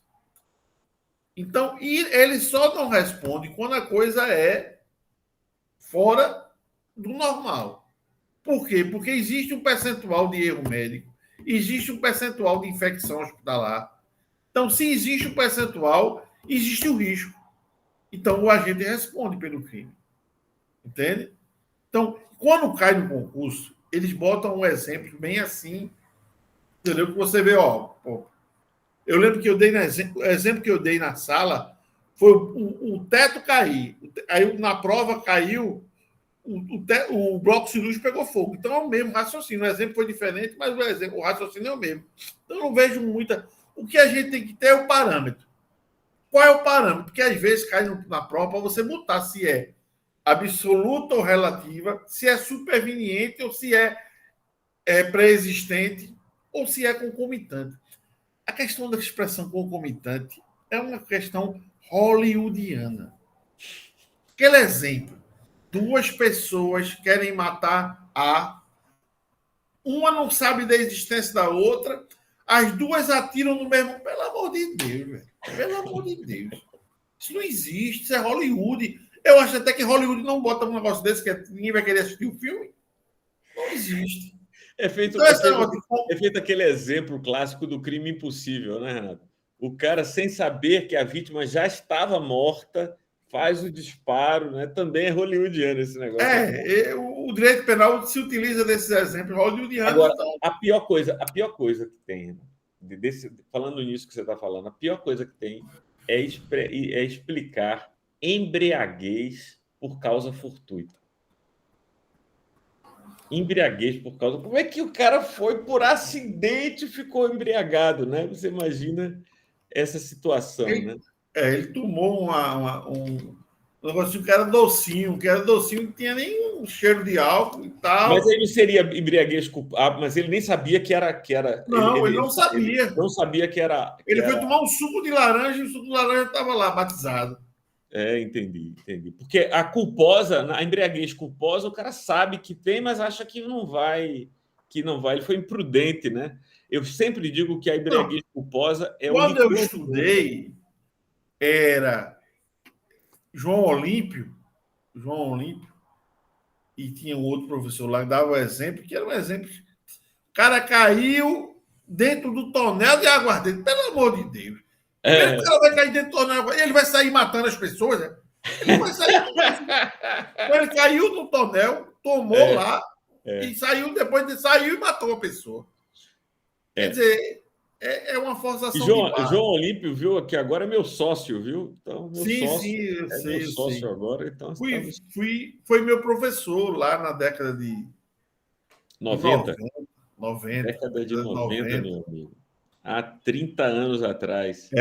Tive o prazer de participar, já como professor, de bancas e de seminários e tal, congressos com ele, né? Foi meu professor e depois estive com ele lá, gente da primeira qualidade.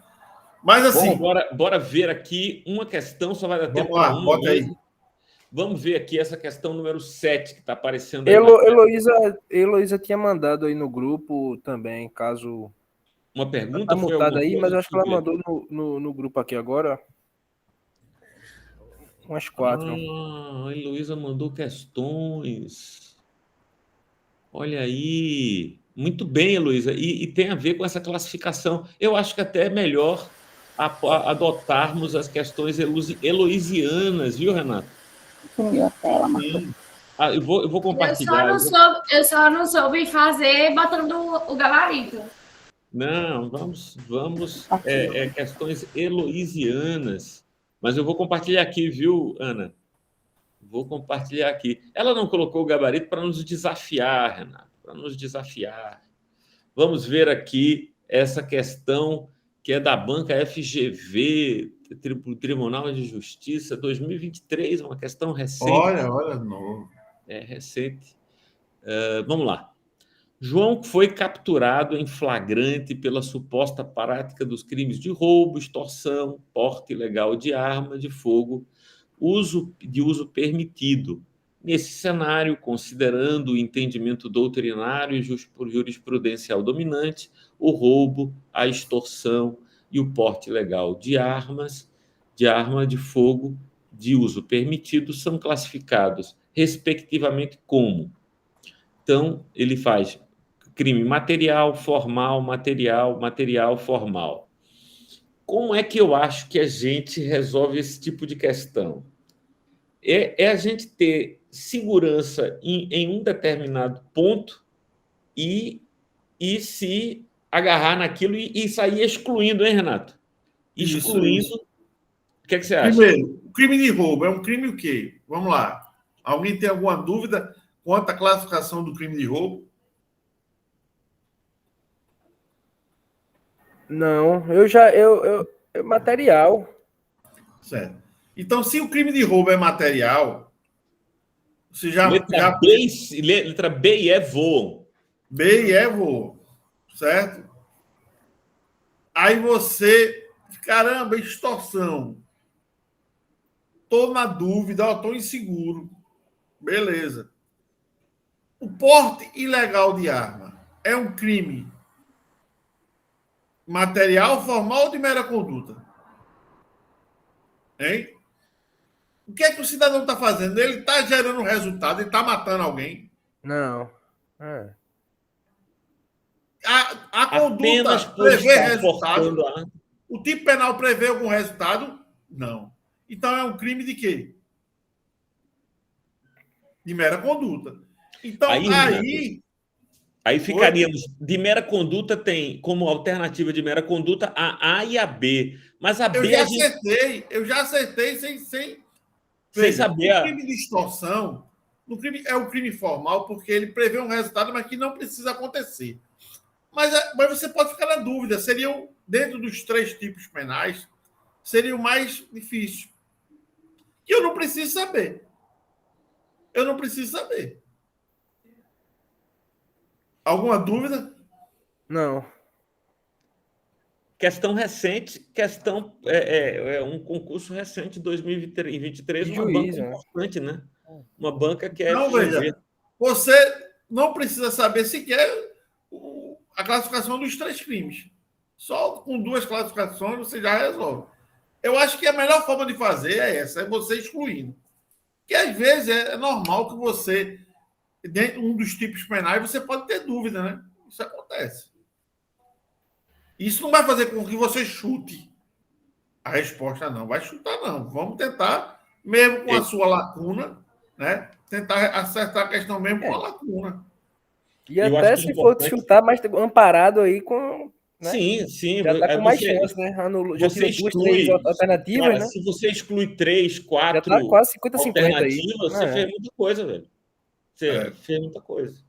Se você tem 4 alternativas, se você ficou entre 2, você tem 5 alternativas, ficou entre 2, você avançou bastante, cara. Você avançou bastante. Bora para mais uma questão, a última a ser enfrentada na aula de hoje. Vamos aqui. Então, tá aparecendo aí para vocês? Está aparecendo? É uma da FGV, a Banca FGV, Secretaria da Fazenda do Mato Grosso, né? Para 23 também, questão recente. Fiscal de tributos estadual, beleza. Para fins da incidência da lei brasileira, o Código Penal regulamenta o tempo e o lugar do crime. De acordo com o referido diploma normativo, assinale a alternativa correta. A lei brasileira é aplicável aos crimes ocorridos a bordo de embarcações e aeronaves públicas estrangeiras, quando atracadas em porto ou em pouso em solo nacional. E aí, meus amigos, alternativa correta ou falsa? E aí, cara? Falso. Por que falso? Aeronave pública. Isso. Então, veja só, a gente viu, eu falei inclusive da reciprocidade, né? Aplica-se a lei penal brasileira se a aeronave ou embarcação é do governo brasileiro ou está a serviço do governo brasileiro, onde quer que se encontre. Por reciprocidade, a gente não vai aplicar a lei penal brasileira se a aeronave ou embarcação que está no território nacional, é estrangeira e está no território nacional, é pública ou está a serviço do governo estrangeiro. Então, a alternativa A ficaria equivocada, seria considerada equivocada, porque, veja, o crime aconteceu numa aeronave pública estrangeira, ainda que no território nacional. Então, vai lá, letra B, a letra B. Para fins de aplicação da lei penal, no tempo e no espaço, considera-se praticado o crime no lugar e no momento da ação e do resultado. E aí, meus amigos, como é que fica essa questão? Será ela correta ou falsa? Ela trabalha a ideia de que tanto faz a questão do tempo quanto à questão do lugar, né? Ela diz: para fins de aplicação da lei penal, no tempo e no espaço, considera-se praticado o crime no lugar e no momento da ação e do resultado. É errado por causa disso. É ou, né? Então, A teoria da ubiquidade ali. o que acontece, meu amigo Arthur Boy, é que é luta. Tempo é ação, lugar é ubiquidade. Então a gente tem que separar as duas coisas. O lugar tanto faz o lugar da ação quanto do resultado. Mas em relação a tempo, não, hein, Ana? Em relação a tempo, a gente considera o crime praticado no momento da ação, e o texto da lei é claro disso, ainda que seja outro o momento do resultado. Não importa. Então, se o resultado só aconteceu no dia seguinte, 3 semanas depois, não tem problema. Considera-se o crime praticado no dia da ação ou omissão, ainda que outro seja o dia do resultado. E aí eu faço referência àquilo que Renato já tinha dito, né? Que o crime pode ser praticado por ação ou por omissão. A omissão também se deu em algum momento. Então, em relação ao tempo, é a teoria da atividade. Em relação ao lugar, a teoria da ubiquidade. Aquela alternativa, ela está equivocada. Entendeu, Elô? Por quê? Porque está trabalhando tempo e lugar como se em ambos os casos a gente aplicasse a teoria da ubiquidade. Beleza de Creuza. Vamos em frente. A letra C. A lei temporária é aplicada ao fato praticado durante a sua vigência, embora decorrido o período de sua duração, exceto se cessadas as circunstâncias que a determinaram. E aí, meus amigos? Correto? Ainda que cessadas, né? Ainda que cessadas as circunstâncias que a determinaram. É aquilo que eu chamei de ultratividade gravosa, lembra, Arthur? Ultratividade gravosa. Então, aplica-se a lei temporária se o fato aconteceu durante a sua vigência, e se o julgamento vai acontecer depois, não tem problema. Ainda que a lei posterior seja mais favorável, continua aplicando. Lei temporária e lei excepcional. A lei temporária é aquela cuja revogação está prevista nela mesma por uma data, enquanto a lei excepcional é aquela que está com a revogação prevista por um acontecimento. As embarcações brasileiras de natureza pública ou privada que estejam em alto mar ou no mar territorial brasileiro são consideradas extensão do território nacional. E aí, o que é que vocês acham? Certo. Então, e essa aí, até se o cara tiver com dúvida, devido à letra E, o cara mata, né? Porque tá dizendo que o crime contra presidente é condicionado, né? A gente viu hoje que é incondicionado. E até se o cara ficar na dúvida, o cara marca D, né? Marca D, né? Então, mas vamos enfrentar a D um pouco com mais vagar, que a gente ainda tem 3 minutos. As embarcações brasileiras de natureza pública ou privada que estejam em alto mar ou em mar territorial brasileiro são consideradas extensão do território nacional. É aquilo que a gente está chamando eu chamei, né, de territorialidade por equiparação, não foi? Territorialidade por equiparação. As aeronaves públicas brasileiras e as privadas que estiverem em alto mar. A pública, onde quer que se encontre, será territorialidade por equiparação. Mas as privadas, que estiverem em alto mar também, e no mar territorial brasileiro também. Agora, vamos lá. Letra E. O atentado à vida do presidente da República, atentado à vida ou à liberdade, lembra? Vida ou liberdade do presidente da República é caso de extraterritorialidade condicionada da lei penal brasileira, devendo o autor do fato ingressar em território nacional. Bom, essa era fácil, ainda que você... Veja só, deixa eu ver uma coisa aqui, essa questão da FGV 2023 também. Elô só mandou questão quente aí, hein, Elô? Questões fresquinhas. A FGV vai ser a banca do concurso da Defensoria Pública do Rio de Janeiro. Vou fazer. Olha aí. E a gente só resolveu questões da FGV. E aí a tentação de você pensar num crime contra a vida do presidente da República, se fosse antes, né, de 2023, aí seria mais difícil acertar, porque você poderia estar mais animado para que isso ocorresse? Não, mas não, claro, ninguém nunca desejou que isso ocorra, não é? Gente, estamos ficando por aqui, são exatamente 11 horas, estamos cumprindo o nosso horário. Então, vou parar aqui a gravação